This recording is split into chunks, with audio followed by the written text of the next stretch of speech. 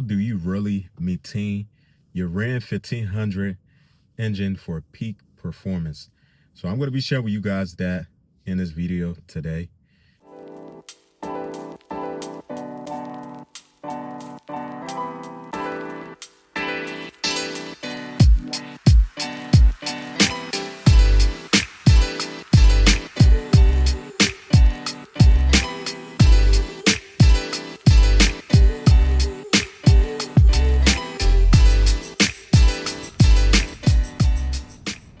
What's up, guys? Welcome back to another video.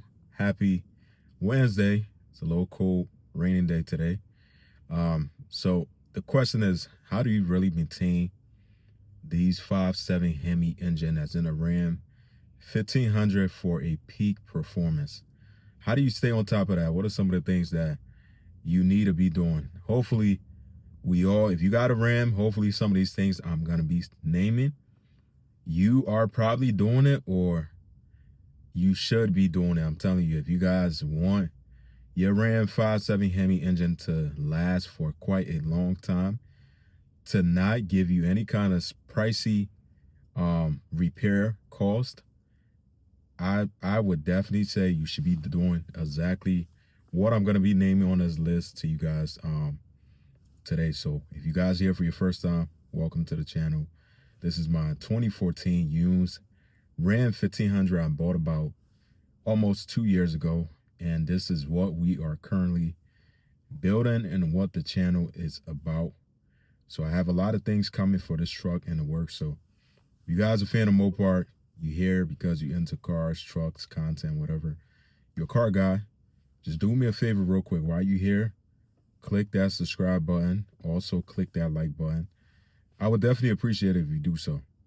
Help support the channel. Ain't too many Ram channels out there. So you guys, if you're a fan of these trucks, do me that favor. Now, what do I really do? What do I do? And honestly, this is like as simple as it is could get. I always state this because a lot of people always make it seem like the non-Ram guys or Dodge Ram guys, they always got a ton of things to say about these trucks being very, very unreliable or give you a lot of issue. Now, with me being a Ram 1500 owner for I had 2 third-generation Ram, and now I got a 4th-generation Ram. So I own 3 of these trucks. Currently, this is my 3rd one. Being a Ram guy, Ram 1500 guy, I would tell you this is from my knowledge and my experience. If you plan on buying these trucks, or if you have one right now, you want to, you worry about seeing a lot of, because there's a lot of mixed consumption on the internet about, people saying that pretty much like, hey, if you buy these trucks, you're going to have this issue, that issue. But simple as with any car, though, you got to think about it. It just comes down to maintenance, or whoever, if you buy used, sometimes if you bought a used, whoever was the previous owner, that could have been an issue, because the biggest thing is the maintenance. If you wasn't doing the regular maintenance as you should, then you're going to have the person that's probably going to have this car or truck later on down the line, they might experience some kind of issue, this and that. So now, what are some of the things I do? First thing I would recommend. Now, I know most people probably don't pay attention too much to this. Me personally, I'll be real with you guys. This is like my first truck, this is like a new truck to me. I came from 2 3rd-generation Dodge, and they never had the MDS system. Now, the 2014 Ram, the 4th-generation Ram, I'm assuming going up, they all have the MDS BS, like what it does. If you don't know how bad that is for your truck, is the fact that when you are driving, your truck is at probably 2,000 RPM, 1,500 RPM. Now you feel that all of a sudden it would drop, like the RPM is gonna drop. Pretty much what happened, and then your eco light, or whatever that light that comes on, that shows on your truck. Mine says eco move or something like that, or I forgot what it says exact, but something like that. So what that is putting the truck into 4 cylinders. So you're not driving into 8 as you normally should. Your truck is not really performing at at its best.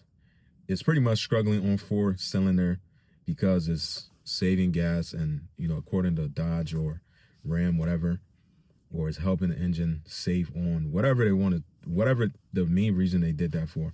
So that means your truck lose a little bit of power, and you will hear the sound and you will notice it. Now there is ways that you can really just simply delete it. Two ways is, first way is the easiest. What I normally do, I just put my truck in tow haul. You put it on tow haul, it's gonna drive like that. MDS delete light thing will never come on unless you take it off there. Now another way you can do so is, obviously I'm speaking from my, I got a 4th generation Ram. I know the 5th generation Ram, I don't know if it's the same or whatever, but I know for a fact you put it in tow haul, if you can find a way to put it in tow haul, it's not going to come on. That's not going to happen. Now, the next way, most people, which is the final way I'm going to be going by doing this for my truck, is obviously I'm going to be adding a custom cam. We're going to be deleting that BS that Dodge or Ram put on these trucks. You don't want to have that on your truck if you are planning on having your Ram 1500 run for 300,000 plus miles. First thing, MDS. Second thing on the list, you want to get a catch can for your Ram.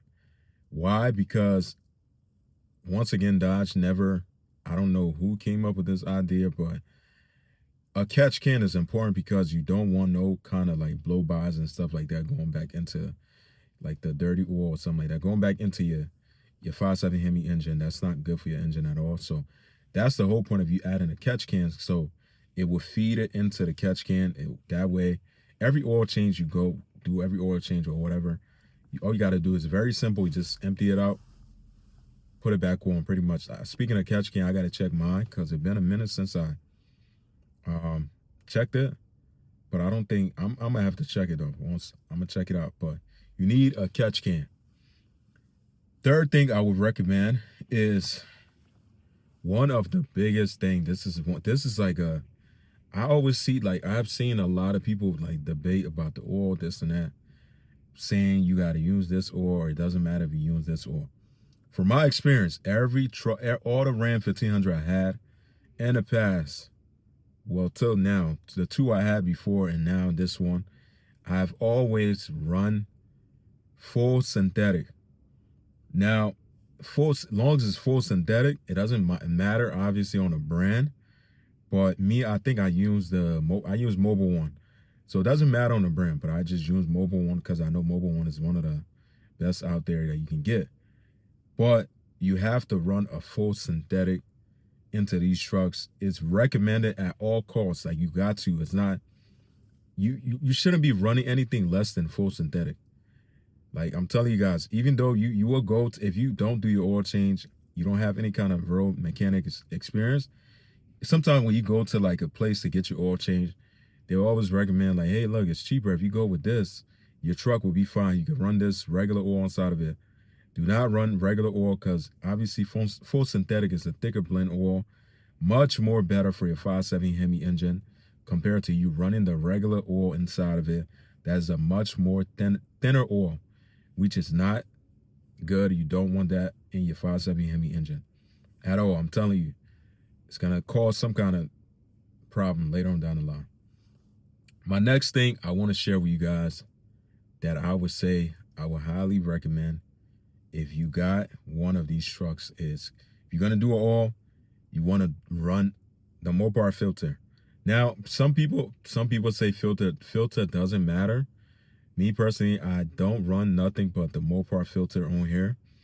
It's what I've been using for a long time. So I would recommend you just stick to whatever if you have a Mopar in general, like a freaking truck, if you got one of these trucks, just run all like OEM stuff, like for like OEM stuff gonna take you the long route. When I mean OEM stuff, I'm saying stuff like, the oil filter, things like that. Oil filter, some people say it doesn't matter. For me, just to be on the safe side, I run the Mopar filter. I get it from on Amazon, or sometimes you can probably get it from your local AutoZone if they have it. But there's really not really much to it. And that's all I do. My next thing is another thing that most people probably sleep on, think that is a joke. You cannot, these trucks are not made for you to have them running and idling for a long amount of time. If you are living somewhere cold, yes, it's fine for you to start it up, let it run for about 20 minutes. You know, you get your heat on and stuff like that. But I would say anything over 30 minutes will be like pushing it, just to be on the safe side. Just me speaking from my personal experience. Why? Because the reason why you don't want to run these trucks engine for a long time when the oil just like not really moving around at all, because it causes lifters issue on your truck, and that's a big job. Unless you got lifter money to be able to fix your lifters issue, if you don't mind, you know, by all means, be my guest. Or if you're a mechanic, be my guest. But nobody want to experience that issue. I've heard a truck, a Ram 1500 with a lifter issue, and that it sound crazy loud. Like I'm saying, sounds kind of crazy, like unhealthy as hell. Like I would hate, even though you could still drive with it like that, but I would hate to want to keep driving my truck when it's sounding like that, because it's going to create more damage, and you just don't want to do that. You know, you want to keep, you know, you want to be smart about it. Don't do that, or you'll be fine.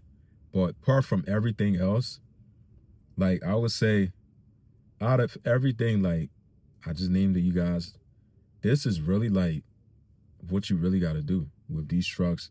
And if you're not pushing it to the limit, you know, you'll be fine. But like the oil, the what else? The oil, the freaking MDS delete, and sitting, you know, having your truck parked up, idling for a long time.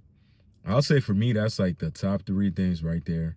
You wanna eliminate ASAP, because if you plan on having your truck seeing 300,000 plus miles, you know, that's not gonna happen. But don't get me wrong, straight up though, in my honesty, I know it's gonna sound a little bit biased, but Ram 1500 trucks have a solid, I think, stock bottom end or something, like stock bottom end. So these trucks, if you really just do regular maintenance, they could be able to see a long time. Like they will hold you down. I had my first Ram truck I ever owned.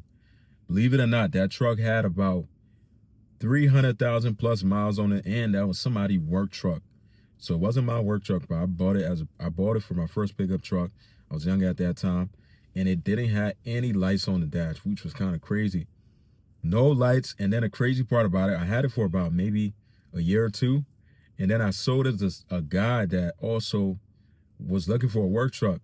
Crazy thing about it, like maybe I think a year later, I seen it driving past, and the person still had the truck, which was crazy. I'm like, dang, this is the reason why I stay in a Ram fam, because I like Rams in general. Now, if I do end up getting another truck later on down the line, it's gonna have to be diesel, because you know, diesel, you guys know, diesel is a different ball game, especially if you plan on making a ton of power. You really can make a crazy amount of power with diesel trucks. Really, like with really not really doing much. I'm telling you guys, the right tune, right setup, you'll be at like pretty much like 1,000 like that. It's kind of crazy with diesel trucks how powerful they are. And I have noticed that if you know, like diesel trucks will smoke. Like I'm saying, these like fast cars, like I'm saying, pickup truck, if it's diesel, it got the right miles on there, it will do damages as it need to be. I'm telling you, diesel trucks are very, very overlooked when it comes to, I feel like when it comes to like speed. I don't know why people overlook it, because it's effing diesel, it's not gas. But some people really do be overlooking the speed of a diesel truck.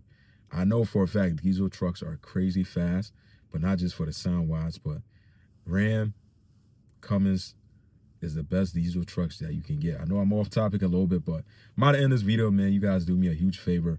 Enjoy the rest of your day. Make sure you click that like and subscribe button. I will see you guys in the next one. Take care. Stay safe. Peace out.